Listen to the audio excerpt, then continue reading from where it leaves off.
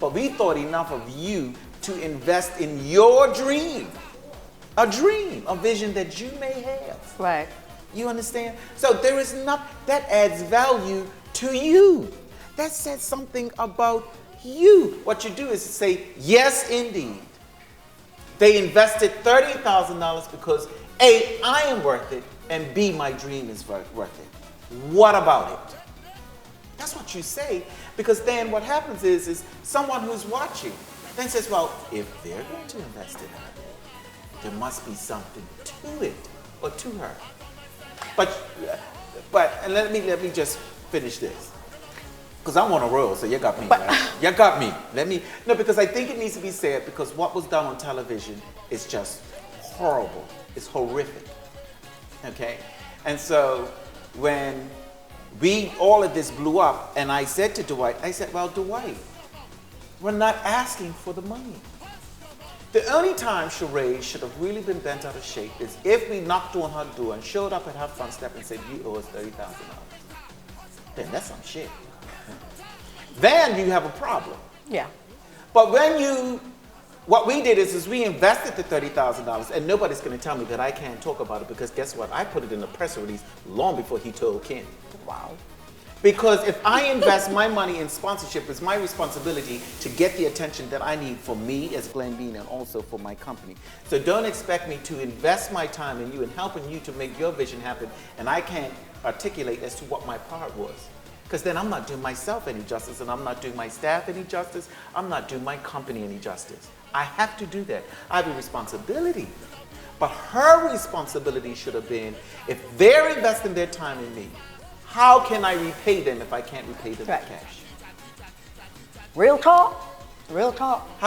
And for her to go on and she vilified him and talked about his breathing and his nose and all of that, and how ugly could you be? You see what I'm saying? Because nobody made an attack on her, right. But she made an attack on this individual for doing one thing, helping her. It's bizarre.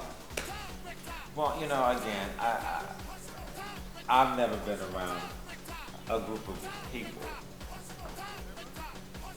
that would stoop to these levels and to be so ignorant. When I think about branding and merchandise, I think of sponsorship, and when a sponsor comes in to help you with your vision, your idea, you don't go out and attack them for supporting your brand, and otherwise this is not something, if you didn't believe in the brand, you should have never put it out there. So again, she's gone from doing a collection to being an actress now, so it's just an unstable person, and it's an unstable person who she is, and still trying to find themselves. And we all are trying to find ourselves. Well, some find themselves so what a is little bit earlier. Your relationship now, right now? Like, if Sheree was to walk right in here at the Purple Door Salon, like right now, what would that energy be like between you two?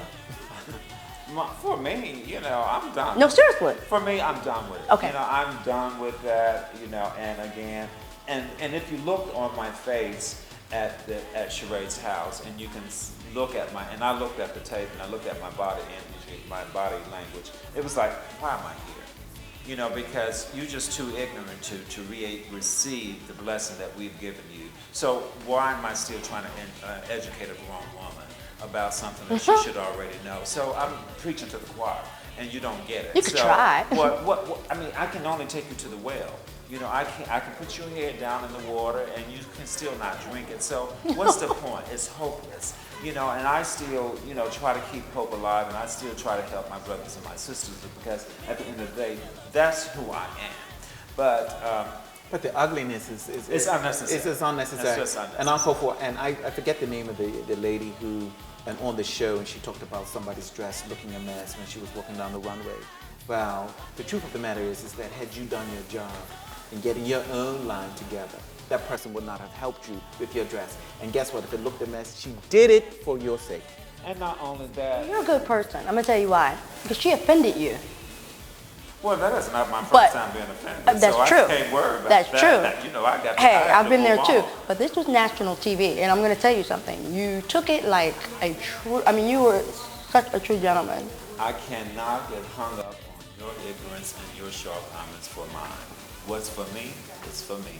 There's nothing that you or he can take away from that. And I realize that. You just decided not to stoop to that level. Well, what bother? You know, when all you know is a strip pole, that's all you know. You've never been to a theater to see a ballerina.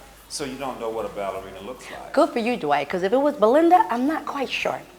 Don't even go there. Don't allow somebody to take you in a place like that. You know, we're here because, you know, we are disappointed. It's about respect. It's about no respect. matter what goes on between a situation, no matter what goes on, as I don't know, as a professional, you should never step that line. Like, you shouldn't have to go there. No. You know? And the truth has to be told too. And we put the challenge out there. We put the challenge out there. You know, I mean, I have receipts. I have minutes from meetings.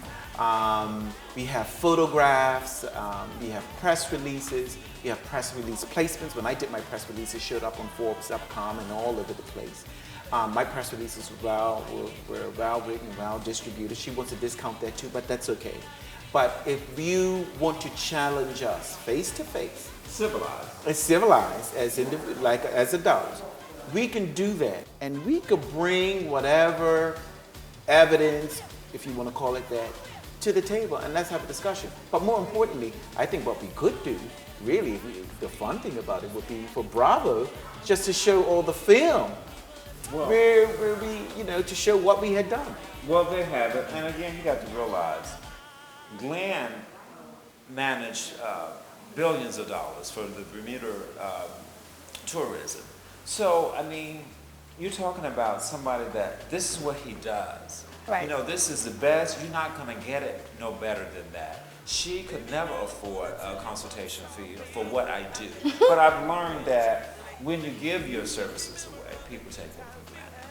You know, and if anything to be learned from as a professional, you know, charge them. When you charge an individual for what you're really worth, they have respect for you. And when you have never, if you've never done a real production, you don't know what a real production goes in, what it entails in real production. And it was apparently obvious in the past for She by Sheree brand that she never produced a real show. And for her to say that my show was horrible in New York, I showed in New York. Okay, we had in the audience 800 people sitting in the audience. Now, what you may have seen on the internet may have been not what really happened because of the lighting situation. I don't know, but Sheree was not in the audience at my show. And again, the show that she premiered in New York, she had 3 or 4 models. She got there 2 hours late for her show, like she always does. And by the time she got there, she had maybe 12 people in the audience. So you can't compare apple to oranges. This is what I've done all my life. I didn't just started doing this. This is what I've done all my life. I'm playing with my little sister's Well, what do they say? Those that know better, do better. Do better. Okay. So we're going to sign off on that. Dwight, I want to thank you so much for sharing. Thank you. Me and Glenn as well. In the studio, Balinda Michaels. We'll see you next time. Bye-bye for now. Forever, forever, forever, girl. I know it's late and talk is cheap. I'm trying to be the best man I can be. I'll be down for you.